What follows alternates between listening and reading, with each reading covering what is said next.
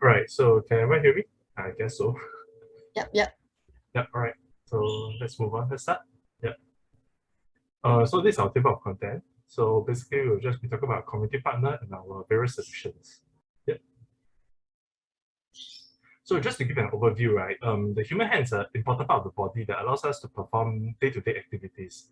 So for MD users, right, where they have deteriorated muscles, the capability of them performing such activities is really impaired. As such, we're actually here to provide a solution from them. Yep, next. So for our case, right, our community partner will be MDES. Yeah. So we're actually going to make a robotic arm to help it then. Next. So this is our solution overview. Our solution contains a robotic arm plus a robotic hand to show what we are capable of. So the robotic arm will be there to help the users to perform the actions. However, due to the limited capabilities of a robotic grapple, right, just like a simple grapple, right, we have come up with a solution to have a proper hand such that the users can actually do more day-to-day activities. Next. So this is how the robotic arm looks like. So it's a simple robotic arm with 5 degrees of freedom with a gripper at the end. So to control it, the user just has to give it input coordinate and you'll move towards the input coordinate. Yeah, next. So this is how it's being controlled. So it's actually connected through a web browser. So the user can just connect to the robotic arm Wi-Fi over Wi-Fi, where they can control the arm using a joystick. So over there as the video plays, yeah, so you can actually use it to grab stuff. So the added advantage of this is that there's no apps, pre-installed apps required. So any user can use it, iOS or Android. You just have to connect it to the arm and it'll work. Yeah, so other functions include like manual control of individual motors and like perhaps other additional features such as battery can be added later on. Next. So as mentioned, right, so robotic arms are bulky and have limited methods of control. So to better combat that, we came up with 2 ideas to solve it. Next. So firstly, there's computer vision, and second is through EMG. Next. So this is how the robotic arm looks like, robotic hand looks like. So it's just a 3D printed hand, contains 6 servo motors for each of the finger and the wrist. Next. So as you can see, how it works is that by using a webcam, the video is passed towards the computer whereby it's processed and it controls the arm over computer vision. Next. So let's take a look at the video.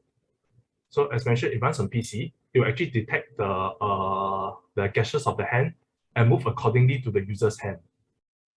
So with that, MD users can expect a better range of motions that can be achieved through a hand to allow them to perform day-to-day activities much better, instead of just having a robotic gripper to just grip things or to just press stuff. Next. So many of you might be wondering, right? So to control the robotic hand, I will actually require my hands to be moved. And for late-stage MD users, they do not have the luxury to do that. As such, we'll be implementing SCMG. So next. So this is how it looks like. The sensor is connected over Bluetooth to the computer, whereas the computer sends the signal to the robotic arm to move it. Next. So the sensor can be placed anywhere on the arm and data is transmitted over Bluetooth. Next.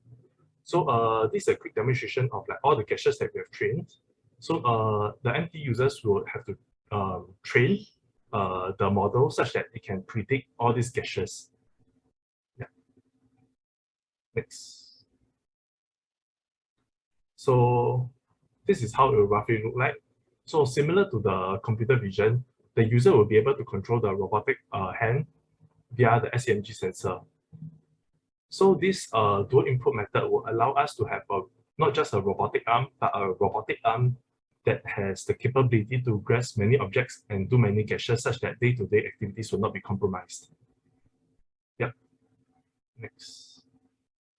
Yeah, so potential improvements is that instead of using a PC, we could use a Gesture Nano to combine every system such that it's so integrated, as well as adding a stereo camera to ensure that, for example, if the user wants to grab an object, right, the camera can actually act as a input to sense the distance between the object and the hand, such that the hand can reach the object better and it can actually grab the objects better. Yeah. So in conclusion, we have successfully implemented a small tabletop robotic arm, which uses a web GUI for input, where the users can control the arm using the joystick on the web GUI, as well as using like SEMG and computer vision to control the robotic hand. And yeah, so this is a solution that can work for both early and late stage MD users. Yeah. Okay, thank you. Thank you for your presentation. It looks very, very cool. I have one question for myself. So for people with muscular dystrophy, other than picking up objects, what are the other day-to-day activities that they struggle with the most, and can your model do that? Right, so as mentioned, right, the other day-to-day activities include like pressing of lift buttons, picking up stuff, and for example, they said that they wanted to they wanted a robotic arm with the capability of like feeding themselves instead of having a caregiver do that.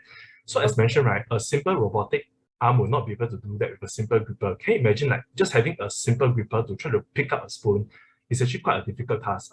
You may not believe it, but it's actually quite a difficult task. As such, you need a high degree of freedom and effector such as a hand to accomplish such tasks. And as such, this is why we actually have a robotic hand to show that we have the capability to perform such gestures. However, due to the limited constraint of the budget, we are not able to incorporate both of them together. And this is why we have it in two separate categories. Yep.